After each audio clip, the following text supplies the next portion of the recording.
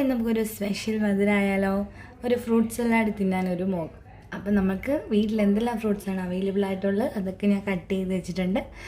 Mango ഉണ്ട്, പഴമുണ്ട്, ആപ്പിളുണ്ട്, ഒരു പിയറുണ്ട്.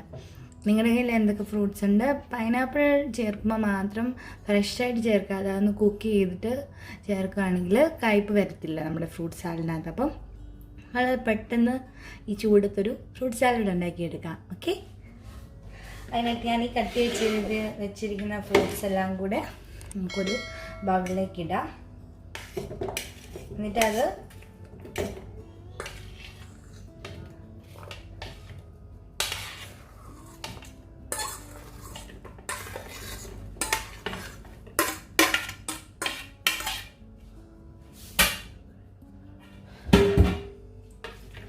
ഞാൻ ഫ്രൂട്ട്സ് എല്ലാം ബൗളിലേക്ക് ഇട്ടിട്ടുണ്ട്. ഞാനിവിടെ കുറച്ച് പഞ്ചസാര പാനി റെഡിയാക്കി വെച്ചിട്ടുണ്ട്.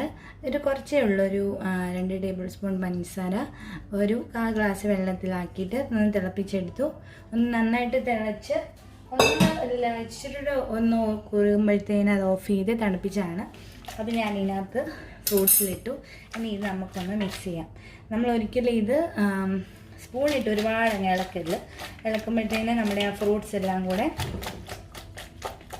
ഇതായിപ്പോവും, കുഴഞ്ഞു പോകും. അപ്പം ജസ്റ്റ് ഒന്ന് ഇങ്ങനെ ഇളക്കാൻ വശമുള്ളവർക്ക് ഇങ്ങനെ ഇളക്കി കൊടുക്കാം.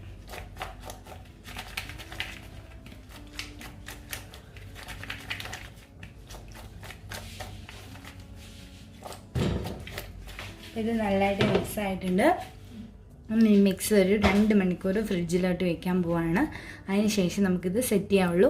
അപ്പോഴേ ആ നന്നായിട്ട് തണുത്തിരിക്കുന്ന ഫീൽ ഉണ്ടാകത്തുള്ളൂ. അപ്പോൾ ഇനി നമുക്കിത് ഫ്രിഡ്ജിലോട്ട് വയ്ക്കാം, ക്ലോസ് ചെയ്ത് ഫ്രിഡ്ജിൽ വയ്ക്കാം. അപ്പോൾ ഇനി നമുക്ക് നമ്മുടെ ഫ്രൂട്ട്സിലാണ് സെറ്റ് ചെയ്യാം. ഫ്രിഡ്ജിൽ വെച്ച് ഫ്രൂട്ട്സൊക്കെ നന്നായിട്ട് കൂളായിട്ടുണ്ട്.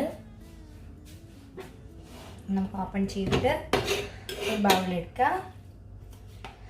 അതിലേക്ക് നമ്മുടെ തണുത്ത് വെച്ചിരിക്കുന്ന ചിൽഡ് ഫ്രൂട്ട്സ് ആഡ് ചെയ്ത് കൊടുക്കുക.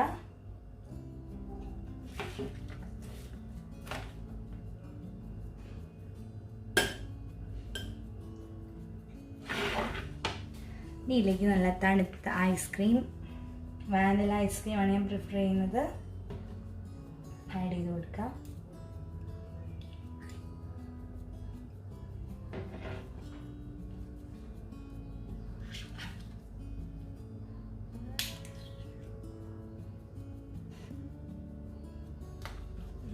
ഐസ്ക്രീം ഇട്ട് കൊടുത്തിട്ടുണ്ട്. കാണാൻ എന്ത് ഭംഗിയല്ലേ ഡിഫറെൻറ്റ് കളേഴ്സ് ഫ്രൂട്ട്സ് വരുമ്പോൾ. ഇതിലേക്ക് നമ്മൾ ചോപ്പ് ചെയ്ത് വെച്ചിരിക്കുന്ന നട്ട്സ് ഡ്രൈ ഫ്രൂട്ട്സ് ഉണ്ടെങ്കിൽ അത് ഒന്നിട്ട് കൊടുക്കാം, ഒന്ന് ഡെക്കറേറ്റ് ചെയ്ത് കൊടുക്കാം.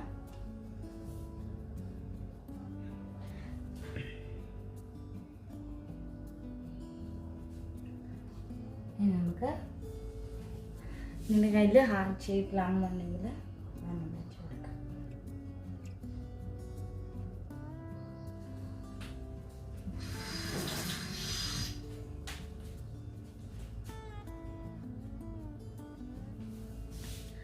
അപ്പോൾ നമ്മളുടെ അടിപൊളിയായിട്ടുള്ള ഫ്രൂട്ട് സാലഡ് റെഡി ആയിട്ടുണ്ട്. ഇനി ഇത് എല്ലാവർക്കും സെർവ് ചെയ്തിട്ട് വരാം.